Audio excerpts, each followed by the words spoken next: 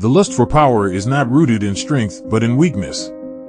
There is no meaning to life except the meaning man gives his life by the unfolding of his powers. The task we must set for ourselves is not to feel secure, but to be able to tolerate insecurity. Greed is a bottomless pit which exhausts the person in an endless effort to satisfy the need without ever reaching satisfaction. Exploitation and manipulation produce boredom and triviality. They cripple man, and all factors that make man into a psychic cripple turn him also into a sadist or a destroyer. Love isn't something natural.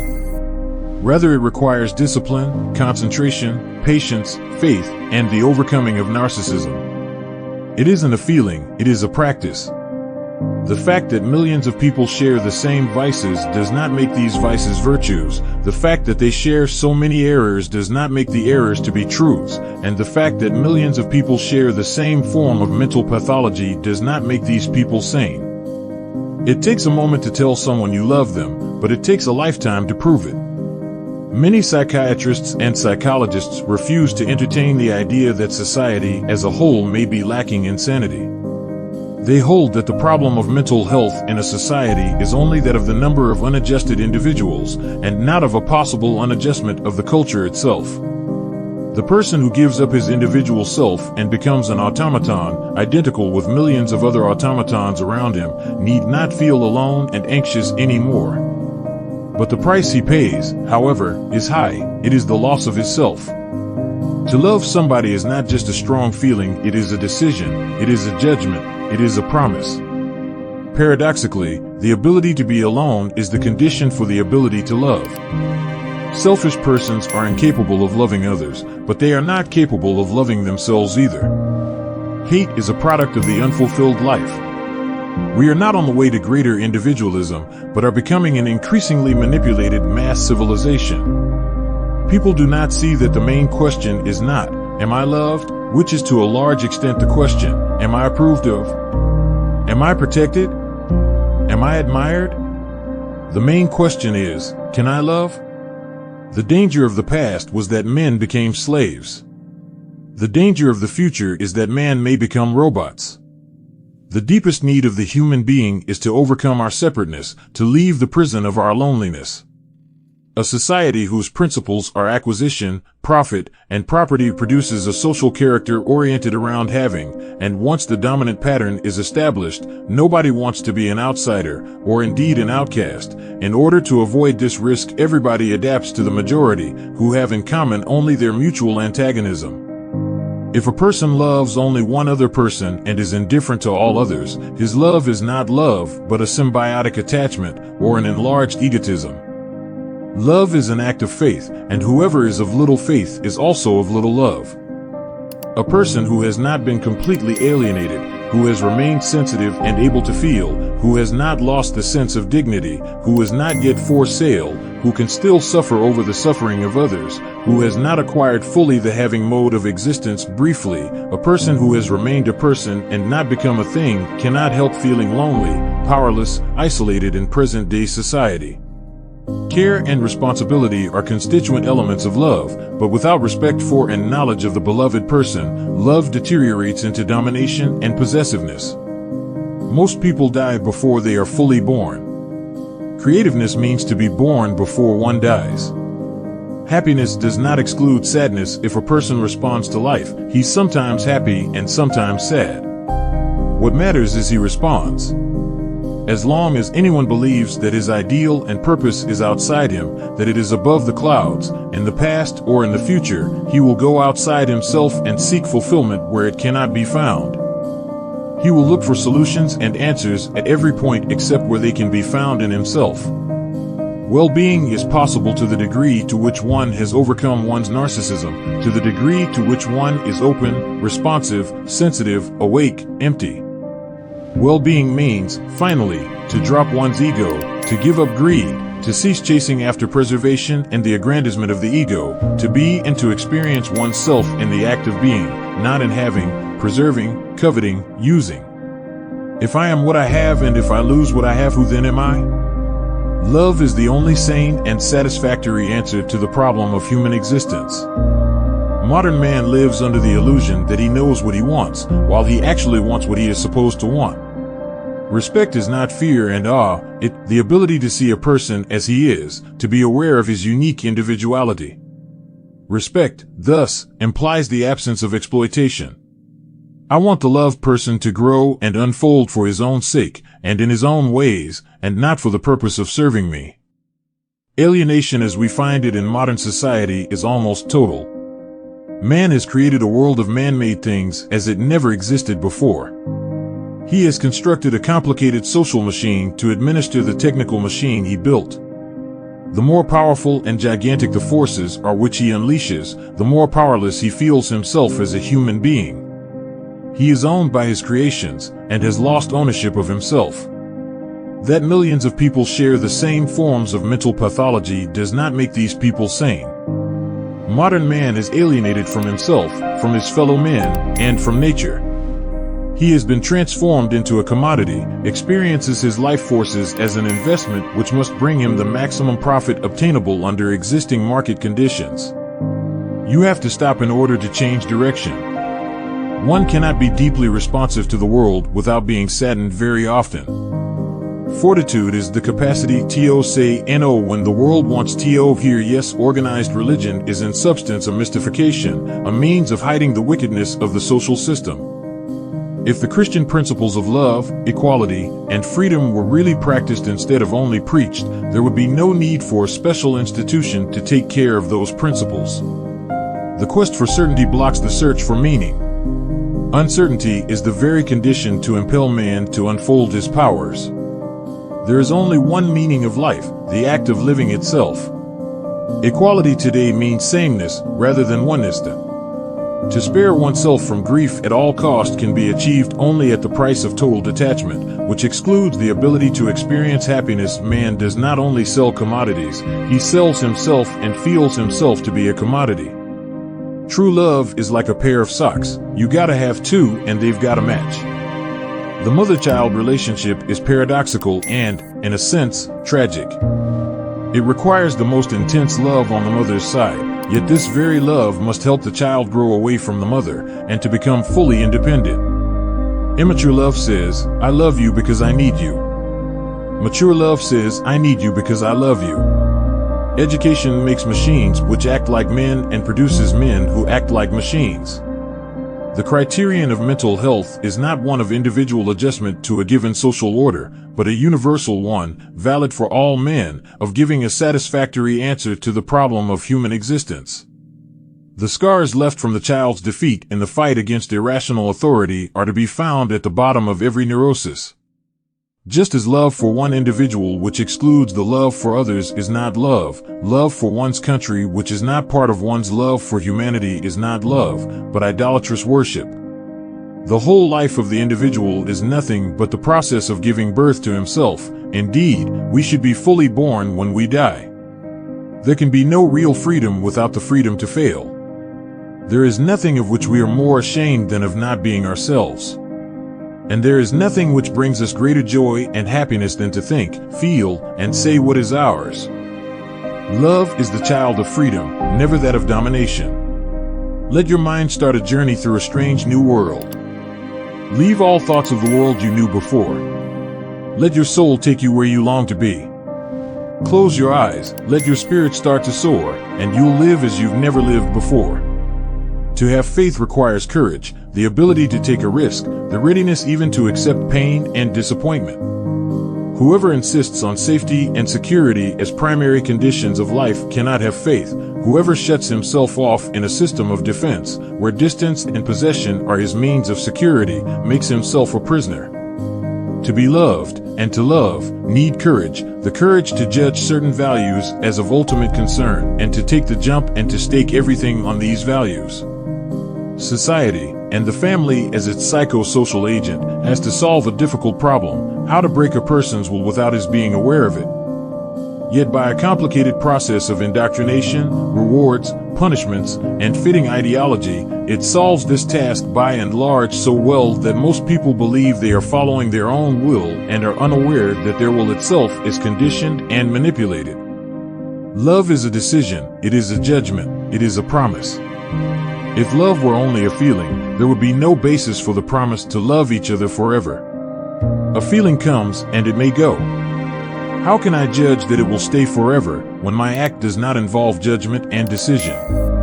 To live is to be born every minute. Death occurs when birth stops. We live in a world of things, and our only connection with them is that we know how to manipulate or to consume them. Most people see the problem of love primarily as that of being loved, rather than that of loving, of one's capacity to love. Hence the problem to them is how to be loved, how to be lovable. Destructiveness is the outcome of an unlived life. There is undoubtedly a difference between people who manipulate other people and people who create things. In times of change, learners inherit the earth. Love means to commit oneself without guarantee, to give oneself completely in the hope that our love will produce love in the loved person. Love is an act of faith, and whoever is of little faith is also of little love. Why should society feel responsible only for the education of children, and not for the education of all adults of every age? Giving is more joyous than receiving, not because it is a deprivation, but because in the act of giving lies the expression of my aliveness. Man is the only animal that can be bored. Independent of others and in concert with others, your main task in life is to do what you can best do and become what you can potentially be. Education is identical with helping the child realize his potentialities. The opposite of education is manipulation, which is based on the absence of faith in the growth of potentialities and the connection that a child will be right only if the adults put into him what is desirable and suppress what seems to be undesirable. Freedom does not mean license. If I perceive in another person mainly the surface, I perceive mainly the differences, that which separates us. If I penetrate to the core, I perceive our identity, the fact of our brotherhood. This relatedness from center to center, instead of that from periphery to periphery, is central relatedness. Human history began as an act of disobedience, and it is not unlikely that it will be terminated by an act of obedience. At this point in history, the capacity to doubt, to criticize, and to disobey may be all that stands between a future for mankind and the end of civilization. The main condition for the achievement of love is the overcoming of one's narcissism. The narcissistic orientation is one in which one experiences as real only that which exists within oneself, while the phenomena in the outside world have no reality in themselves, but are experienced only from the viewpoint of their being useful or dangerous to one. The opposite pole to narcissism is objectivity. It is the faculty to see other people and things as they are, objectively, and to be able to separate this objective picture from a picture which is formed by one's desires and fears. We try to evade the question of existence with property, prestige, power, possession, production, fun, and, ultimately, by trying to forget that I exist. No matter how much he thinks of God or goes to church, or how much he believes in religious ideas, if he, the whole man, is deaf to the question of existence, if he does not have an answer to it, he is marking time, and he lives and dies like one of the million things he produces. He thinks of God, instead of experiencing God. Today it is not alive. What, then, is this experience of humanism? With the above survey, I have tried to show you that the experience of humanism is that, as Terence expressed it, nothing human is alien to me, that nothing which exists in any human being does not exist in myself. I am the criminal and I am the saint. I am the child and I am the adult. I am the man who lived 100,000 years ago, and I am the man who, provided we don't destroy the human race, will live 100,000 years from now. In spite of the deep-seated craving for love, almost everything else is considered to be more important than love. Success, prestige, money, power. Almost all our energy is used for the learning of how to achieve these aims, and almost none to learn the art of loving. Could it be that only those things are considered worthy of being learned with which one can earn money or prestige, and that love, which only profits the soul, but is profitless in the modern sense, is a luxury we have no right to spend energy on? Every act of irreverence for life, every act which neglects life, which is indifferent to and wastes life, is a step towards the love of death. This choice man must make at every minute. Never were the consequences of the wrong choice as total and as irreversible as they are today. Never was the warning of the Bible so urgent, I have put before you life and death, blessing and curse. Choose life, that you and your children may live. Modern capitalism needs men who cooperate smoothly and in large numbers, who want to consume more and more, and whose tastes are standardized and can be easily influenced and anticipated. What is the outcome? Modern man is alienated from himself, from his fellow man, and from nature. The hoarders, who are anxiously worried about losing something, are, psychologically speaking, the poor impoverished people, regardless of how much they have. Whoever is capable of giving of themselves is rich. A dream is a microscope through which we look at the hidden occurrences in our soul. Love of others and love of ourselves are not alternatives. On the contrary, an attitude of love towards themselves will be found in all those who are capable of loving others. Boredom is nothing but the experience of a paralysis of our productive powers. There is only one reality, the act of feeling ourselves in the process of making choices. Envy, jealousy, ambition, any kind of greed or passions, love is an action, the practice of human power, which can be practiced only in freedom and never as a result of compulsion. Love is an activity, not a passive effect. It is a standing in, not a falling for. In the most general way, the active character of love can be described by stating that love is primarily giving, not receiving. Love is union with somebody, or something, outside oneself, under the condition of retaining the separateness and integrity of one's own self. Intellectuals are hindered on the way to being, by their narcissism. I believe that love is the main key to open the doors to the growth of man. Love and union with someone or something outside of oneself, union that allows one to put oneself into relationship with others, to feel one with others, without limiting the sense of integrity and independence. Love is a productive orientation for which it is essential that there be present at the same time concern, responsibility, and respect for and knowledge of the object of the union. Freedom is the fundamental condition for any growth. Love is a power which produces love. Close your eyes, let your spirit start to soar, and you'll live as you've never lived before.